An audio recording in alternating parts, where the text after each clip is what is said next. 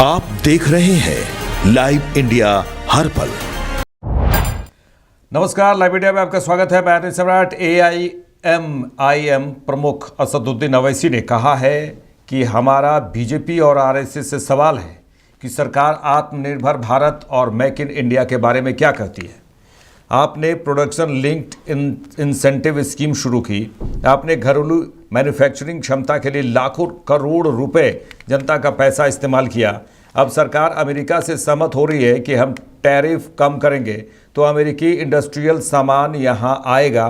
फिर PLI में आपके बैक सेक्टर का क्या होगा। उन्होंने कहा कि प्रधानमंत्री नरेंद्र मोदी ने ट्रंप से कहा है कि हम 550 बिलियन का व्यापार करेंगे। अगर आप ऐसा कर रहे हैं, उन्होंने कहा कि अगर आप ऐसा कर रहे हैं तो मुझे बताएं कि किसानों के प्रोडक्शन का क्या होगा, यहाँ के कृषि बाजार का क्या होगा। पर एक और सवाल, इन्हों नहीं समझते, मेरे को मालूम इनके ऊपर से जा रहा, और जान दो, छोड़ दो उसको।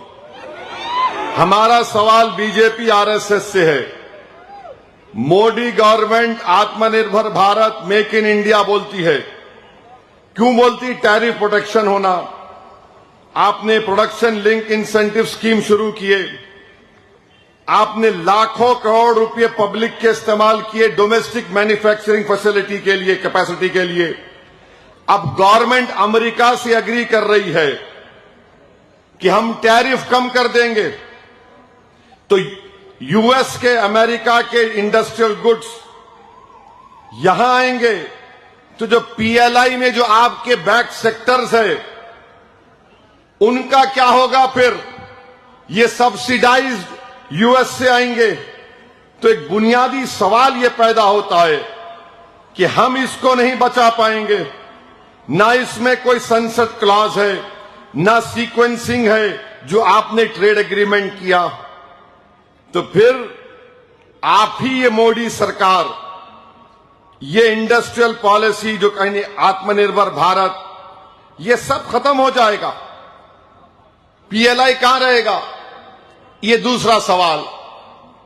अब तीसरा सवाल ये है कि मोदी बोल दिए हैं ट्रंप को कि हम $550 बिलियन का ट्रेड करेंगे। इंटेंड यानी हमारा इरादा है। फिर अगर आप ये इरादा कर रहे हैं तो फिर ये तो बताओ कि अगर किसानों का प्रोटेक्शन क्या होगा, यहां की एग्रीकल्चर मार्केट का क्या होगा। चौथा सवाल यह है, यहां से सामान जाएगा तो 18%, वहां से आएगा तो व्हाइट हाउस की जो मीडिया की एडवाइजर है या जो भी बोलिए स्पोक्स पर्सन है, वो कह रही है कि India will reduce it to 0%। यानी मैं भी जाऊंगा तो 18%, वहां से आएगा तो 0। केंद्रीय मंत्री भूपेंद्र यादव ने कहा कि अलवर की जो हमारी धरोहर है, टाइगर संरक्षण, इसके प्रति जागरूकता, समाज में फिटनेस के प्रति जागरूकता, समाज में आपस का भेदभाव भुलाकर छोटा बड़ा अमीर विद्यार्थी सभी लोग अलवर के लिए एक साथ दौड़े, टाइगर संरक्षण के लिए दौड़े। उन्होंने कहा कि प्रधानमंत्री नरेंद्र मोदी का जो मंत्र है स्वास्थ्य के लिए दौड़े, मैं हृदय से सभी का धन्यवाद करना चाहता हूं, उन्होंने कहा। और उन्होंने ये भी कहा कि इसमें भारी संख्या में लोगों ने भागीदारी ली है। अलवर की जो धरोहर है हमारी, टाइगर कंजर्वेशन, उसके प्रति जागरूकता, समाज में फिटनेस के प्रति जागरूकता, समाज में आपस का भेदभाव भुलाकर छोटा बड़ा अमीर गरीब विद्यार्थी बुजुर्ग सब लोग एक साथ अलवर के लिए दौड़े, टाइगर कंजर्वेशन के लिए दौड़े, और प्रधानमंत्री जी का जो मंत्र है स्वास्थ्य है उसके लिए दौड़े। मैं हृदय से धन्यवाद करना चाहता हूं अलवर की सभी संस्थाओं को जिन्होंने बड़ी तत्परता से इसमें भाग लिया, हजारों नागरिकों को जिन्होंने इसको सफल किया, और राष्ट्रीय अंतर्राष्ट्रीय स्तर से आए सभी धावकों को जिन्होंने इसमें भाग लिया।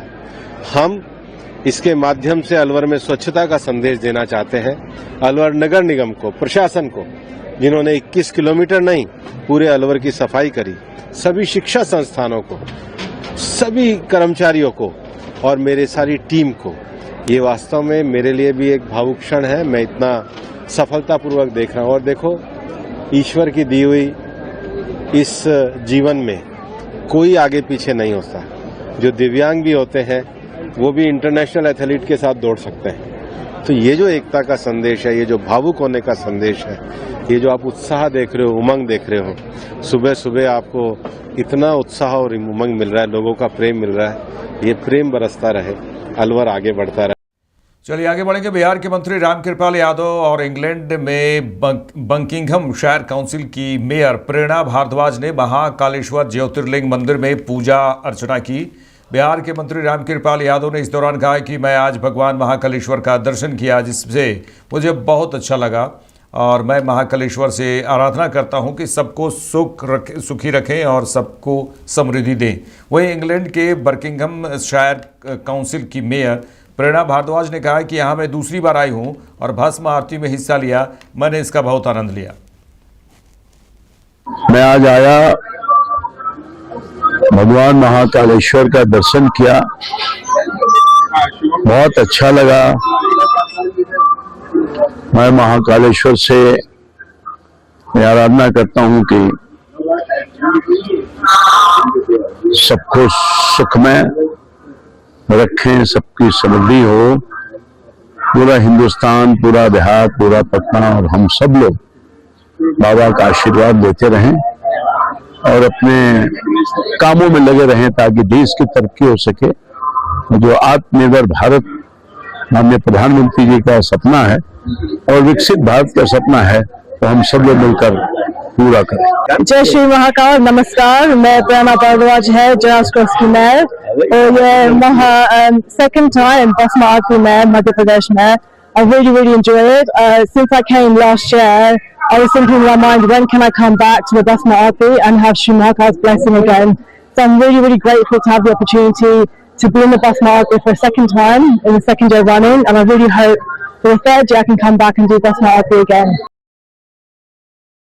बोकारो के चास नगर निगम के महापौर पद को लेकर सियासी रणभूमि पूरी तरह से सज चुकी है। जमील अख्तर नगर पालिका आम निर्वाचन 2026 के तहत महापौर पद के लिए मैदान में उतरे हैं। सभी प्रत्याशियों को चुनाव चिन्ह आवंटित कर दिया गया है। इसके साथ ही अब चास की सड़कों, गलियों और चौक चौराहों पर चुनावी शोर तेज हो गए हैं। वहीं चास मेयर प्रत्याशी जमील अख्तर ने कहा है कि चास को हम सुधार कर नंबर 1 बनाएंगे। चास जो है पूरा ग्रीन और क्लीन चास बनाएंगे। यहाँ स्किल डेवलपमेंट का काम होगा, शिक्षा का होगा और निगम का एक अपना वाटर पार्क होगा।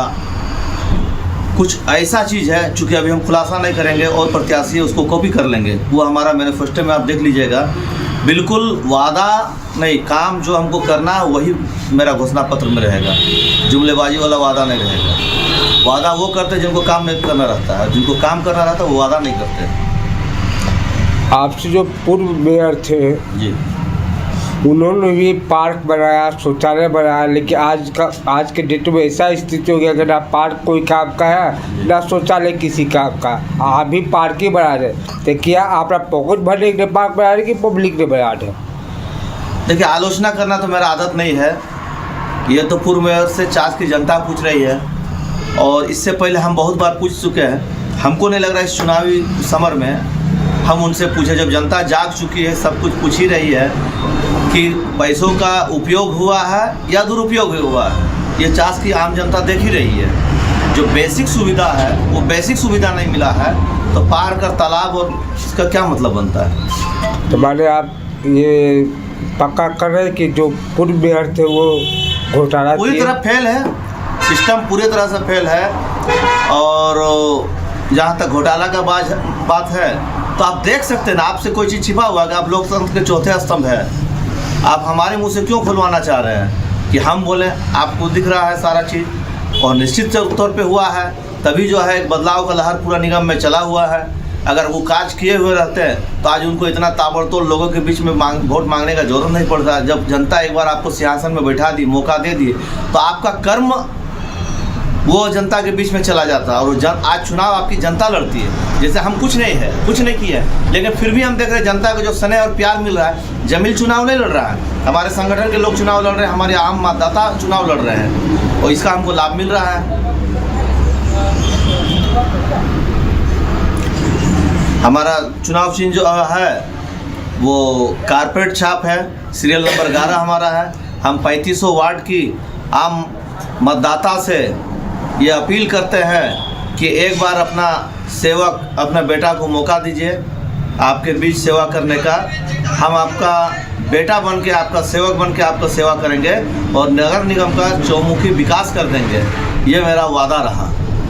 बोकारो चास नगर निगम के मेयर पद के लिए 31 प्रत्याशियों के बीच मुकाबला होगा। प्रत्याशियों के बीच चुनाव चिन्ह का आवंटन होते ही चुनावी सरगर्मी तेज हो गई है और सभी प्रत्याशी चुनाव प्रचार में जुट गए हैं। नगर निगम क्षेत्र में 23 फरवरी को मतदान होना है, जबकि 27 फरवरी को मतगणना कराई जाएगी। चुनाव चिन्ह मिलने के बाद प्रत्याशी मतदाताओं को अपने पक्ष में करने में जुट गए हैं। शहर के हर गली मोहल्ला चुनावी रंग में रंग चुका है और चौक चौराहों पर सिर्फ चुनावी चर्चा हो रही है। 31 प्रत्याशियों में मेयर पद के लिए 4 महिला प्रत्याशी भी चुनावी मैदान में डटी हुई हैं। मेयर प्रत्याशी निधि कुमारी ने कहा है कि मैं चास की बेटी हूं और मैं भीड़ से हटकर हूं। चास की जनता का हम पर बहुत भरोसा है, तभी आज मैं मैदान में हूं। चास की बेटी चुनाव लड़ रही है। आप सभी चासवासियों को चास की बेटी निधि का प्रणाम है और आज बहुत खुशी का दिन है मेरे लिए कि आज मुझे सिंबल मिल चुका है और मेरा सिंबल है चिमनी छाप, क्रम संख्या 14। और आप सभी चासवासियों को मैं यही बोलना चाहूँगी कि मुझे हिम्मत दीजिए, शक्ति दीजिए, ताकि मैं कल को आपको हिम्मत और शक्ति दे पाऊँ, चास का विकास कर पाऊँ, नए नए सेटअप ले आऊँ यहाँ पे। आप सब नव युवा के लिए जो यहाँ से पलायन कर जाते हैं दूसरे क्षेत्र में काम करने के लिए, और जो सुरक्षा आपको चाहिए चास में, वो चास की बेटी निधि के द्वारा आप सबको मिले, ताकि आप खुले चास में घूम सके और चास में स्वच्छता आए। आप सभी से मैं ये अपील करूंगी कि एक बार चास की बेटी निधि के साथ आप सब कदम से कदम मिला के आगे बढ़िए और 5 साल में चास को ऊंचाई की ओर ले जाऊंगी। 3-4 ऐसे प्रत्याशी हैं जो आपको पिछाड़ भी सकते थे, इसमें आपको क्या है, कैसे आप उसको कीजिएगा? देखिए, हर किसी का अपना अपना काम होता है, अपने काम का तरीका होता है, और मैं हर किसी से ये नहीं तुलना नहीं कर सकती, लेकिन मैं किसी से कम भी नहीं हूँ। मैं खुद भी स्वावलंबी हूँ, मैं खुद आगे बढ़ी हूँ, अपने दम पे आगे बढ़ी हूँ, और मैं चाहती हूँ कि चास को भी मैं उसी ओर ले जाऊँ। और मैं 1 मैन आर्मी हूँ, मेरे आगे पीछे ये नहीं कि हजारों की तादाद है मुझे सिखाने वालों की। मैं खुद ही स्टडी करती हूँ और खुद ही वर्कआउट करती हूँ। और आप सभी चास की जनता मेरे साथ आगे बढ़िए और मुझे विजयी बनाइए, और चिमनी छाप पे वोट देके आप सब भी विजयी बनिए। यूपी प्रदेश अध्यक्ष संजय सरावगी ने प्रधानमंत्री नरेंद्र मोदी के मलेशिया दौरे पर कहा कि भारत की ताकत आत्मविश्वास है।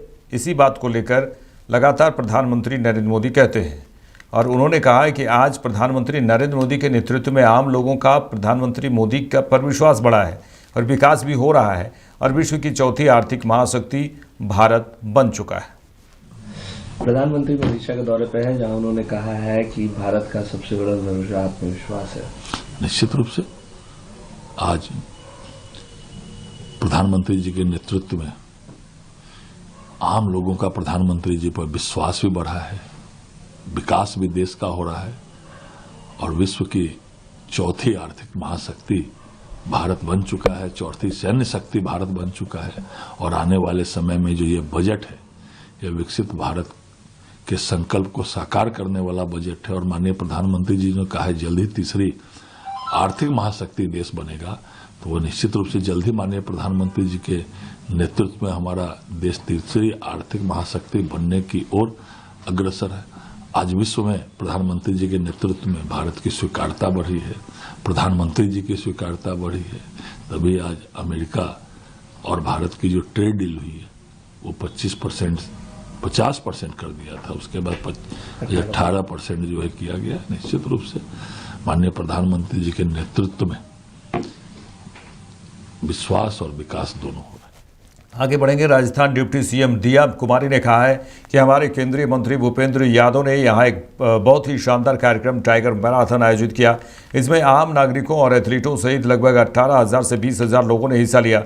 यह एक इंटरनेशनल मैराथन था और मुझे यहाँ आकर बहुत अच्छा लगा। जिस तरह से उन्होंने पर्यावरण संरक्षण, बाघ संरक्षण और फिट इंडिया आंदोलन को जोड़ा है, यह एक बहुत ही अनोखी बात है जो उन्होंने की है। और आज इस मैराथन में आकर मुझे बहुत कुछ सीखने को मिला और उन्होंने कहा कि मैं सभी को बधाई देती हूँ।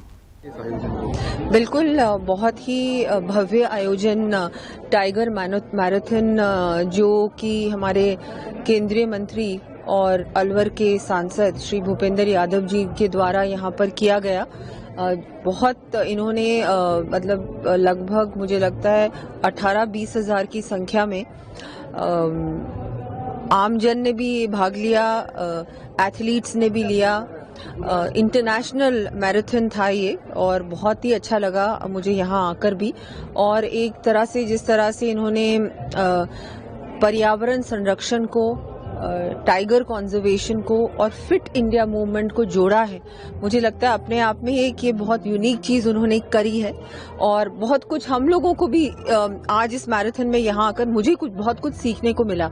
यहाँ पर जितने भी अलवर के आमजन हैं, नागरिक हैं, वो भी जुड़े इस मैराथन से, चाहे महिला हो, चाहे पैरा एथलीट्स हो, चाहे जो हमारे यहाँ के बुजुर्ग जन हैं, वो यूथ, सब लोग इस मैराथन में भाग लिया उन्होंने और बिल्कुल इतने जोश से, उत्साह से सब लोगों ने। तो मुझे लगता है मैं तो उनको बहुत बहुत धन्यवाद दूंगी कि बहुत अच्छा ये उन्होंने आयोजन किया और एक अपने आप में ही एक बहुत ही विचित्र आयोजन था। ये बहुत बड़ा था। मुझे तो लगता है कि सबसे बड़ा मैराथन एक, हाँ, मुंबई दिल्ली में बड़े बड़े मैराथन्स होते हैं, पर राजस्थान के लिए एक बहुत ही अनोखा इवेंट था और हर साल वो करते हैं और मुझे लगता है कि हर साल ये एक और बड़ा रूप लेगा। मैं उनको बहुत बहुत बधाई देती हूँ। केंद्रीय मंत्री शिवराज सिंह चौहान ने कहा है कि अमेरिका ने कई कृषि उत्पादों पर टैरिफ 50% से घटाकर 0% कर दिया है। हमारे मसालों की बात की है उन्होंने। हमारे मसालों के निर्यात में 88% वृद्धि हुई है। हमने दुनिया भर के 200 देशों में मसाले और मसालों के प्रोडक्ट्स एक्सपोर्ट किए हैं। हमारे किसानों को पूरी तरह से टैरिफ में छूट मिली है। टेक्सटाइल में हमारा टैरिफ हमारे प्रतिद्वंदी देशों की तुलना में काफ़ी कम है, जो 18% है। इस समझौते से सेल्फ हेल्प ग्रुप की महिलाओं का जीवन भी बेहतर होगा। कृषि क्षेत्र में कई उत्पादों पर जो टैरिफ था वो 50% से घटाकर 0 किया है। ये अमेरिका ने, इनमें मसाले, हमारे मसालों का बड़ी मात्रा में निर्यात होता है। चाय, कॉफ़ी, नारियल का तेल, सुपारी, काजू, वनस्पति मोम, एवोकाडो, केला, अमरूद, आम, कीवी, पपीता, अनानास, मशरूम, जौ जैसे कुछ अनाज भी ये सम्मिलित है। मित्रों, अभी 2024-25 में 4.45 बिलियन अमेरिकी डॉलर तक पहुंचने के साथ वैश्विक निर्यातक के रूप में अपनी मजबूत स्थिति बनाए रखी है और मसाला निर्यात में हमारे 88% पहले वृद्धि हुई है। अब हमारे मसालों को भी नया बाजार मिलेगा। मित्रों, इस पूरे समझौतों को अगर आप देखें, मसालों और बाकी कृषि उत्पादों के मामले में, विशेषकर मसालों के मामले में, दुनिया भर के 200 स्थानों पर हमने मसाले और मसालों के उत्पाद निर्यात किए हैं। और मैं फिर कह रहा हूं कि इनको भारतीय कृषि बाजार में अगर ऐसा कोई उत्पाद आता है तो उनको टैरिफ देना पड़ेगा। हमारे किसानों को इससे पूरी छूट प्राप्त है। इस समझौते से भारतीय किसान, महिलाएं और विशेषकर युवाओं के सपनों को ऊंची उड़ान भरने के लिए नए पंख मिले हैं। हमारे ऐसे सेक्टर, अब मैं जैसे टेक्सटाइल की बात करूंगा, हमारे जो प्रतिस्पर्धी देश है उनके मुकाबले अब टैरिफ हमारा काफ़ी कम है, 18%। इससे टेक्सटाइल के निर्यात को एक नई गति और दिशा मिलेगी और टेक्सटाइल के निर्यात का मतलब है किसानों को भी फायदा, विशेषकर कपास उत्पादक किसान। Textile, James and jewellery, auto component, engineering goods और छोटे मतलब एमएसएमई को ढेर सारे बिजनेस के नए अवसर मिलेंगे। हमारे सेल्फ हेल्प ग्रुप की बहनों का भी जीवन इस समझौते से समृद्ध होगा, क्योंकि कई चीज़ें बनाने में उनकी भी उल्लेखनीय भूमिका है। मेरे साथ इस बुलेटिन में इतना ही। देश दुनिया के तमाम खबरों के लिए देखते रहिए लाइव इंडिया। नमस्कार।